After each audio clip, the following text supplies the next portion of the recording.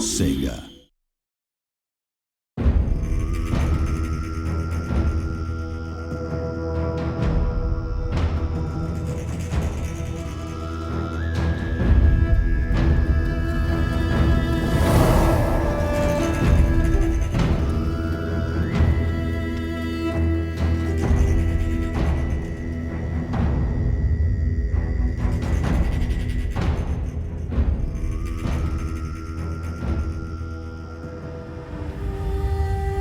Attila was born into an uncertain and savage world. His people, the Huns, were hardened by a nomadic life of conquer, and their seat of power was under constant threat from the Germanic tribes under their rule. Almost all accounts of the Huns come from their enemies. Jordanes the Goth wrote of them as scarcely human, a savage race who made their foes flee in horror because their aspect was so fearful. Though they live in the form of men, they have the cruelty of wild beasts. Into this world came a man more ruthless, more bloodthirsty, and more terrifying than any before. The Christians thought him sent from hell itself and named him the Scourge of God. His name was Attila the Hun. Attila had to struggle for dominance from an early age. He and his brother Bleda commanded troops from youth and saw bloodshed on the battlefield from their teens. In 434, Attila and Bleda rose to power with the death of their uncle Ruger. The brothers wasted no time in asserting their dominance, forcing the Eastern Roman Empire to sign a treaty 1 year later. Initially, the Romans paid a retainer to the Hun for their services as mercenaries, but under Attila, it would become a form of extortion and coercion. In 440, they broke this treaty and turned their attention to the borders of the Roman Empire and began a bloody assault on the north bank of the Danube.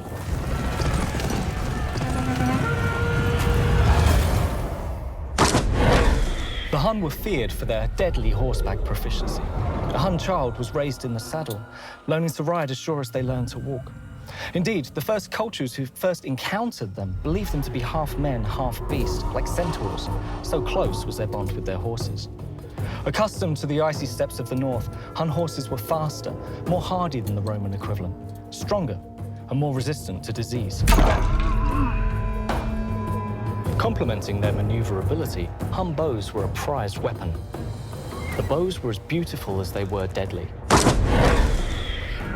and could kill at 150 meters, safe from the range of their enemies' weapons. A Hun arrow fired from horseback is estimated to hit with the speed and power of a modern bullet.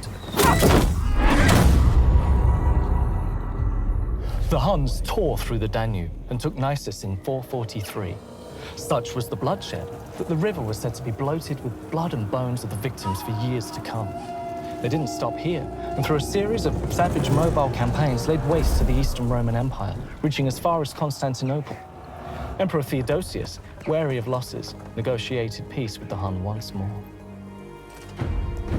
Attila knew the surest route to dominance, by spreading terror through the creation of his own legend.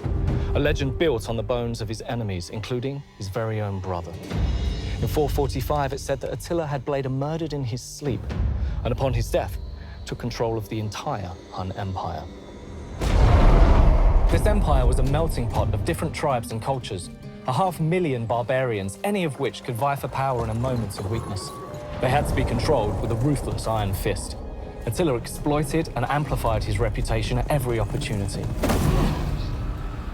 He arranged with enemy forces for deserters to be returned to him for punishment, where they were executed as warning to others.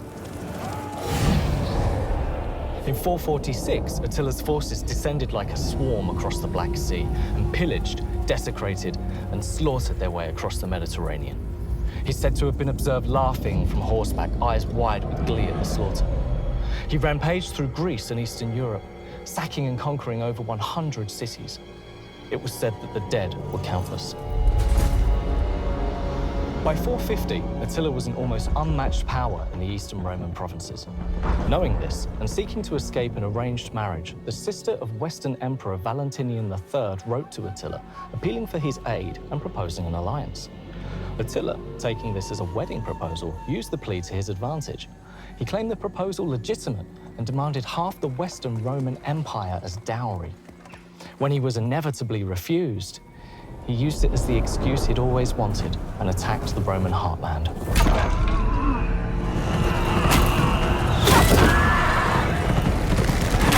He entered Gaul and attempted to put Orleans under siege. However, a Roman general, Flavius Aetius, had managed to do the unthinkable by uniting Rome with their traditional enemies, the disparate tribes of the Visigoths, Alans, and Burgundians. Together, they stood against the crashing tide of the Hun in one of the most decisive battles in history. For the first time in his rule, Attila's forces met their match, and after a long and brutal battle, now known as the Battle of the Catalonian Plains, the Hun were finally pushed back. The battle was so vicious that soldiers had to sate their thirst from rivers thick with blood and gore. Attila could not be subdued for long, however, and the following year, the Scourge of God struck once again, attacking Italy and Rome itself. Once again, towns and cities quaked before him, many refusing to stand in opposition. Such was now his reputation for savagery. Finally, at the gates of Rome, Emperor Valentinian sent a delegation to brook for peace. Wary, Attila's army succumbing to disease and his homeland threatened by the Eastern Roman Empire behind him, he performed his last great coup. Attila demanded gold and safe passage to his homelands, and received them. Returning home and never one to settle, Attila took yet another wife. In the tradition of the Huns, the wedding was a raucous and drunken affair, and Attila, now some 50 winters old, was not the drinker he once was. He passed out on his back in his wedding tent. When he was discovered, he had choked to death on his own blood. Attila was honored in death, sealed in 3 great coffins of iron, silver, and gold, and interred in a secret location, still a mystery to this day. In keeping with a life of savage violence, the men who interred Attila were slain, that Attila the Hun's final resting place be lost to time. Even in death, Attila wrought death.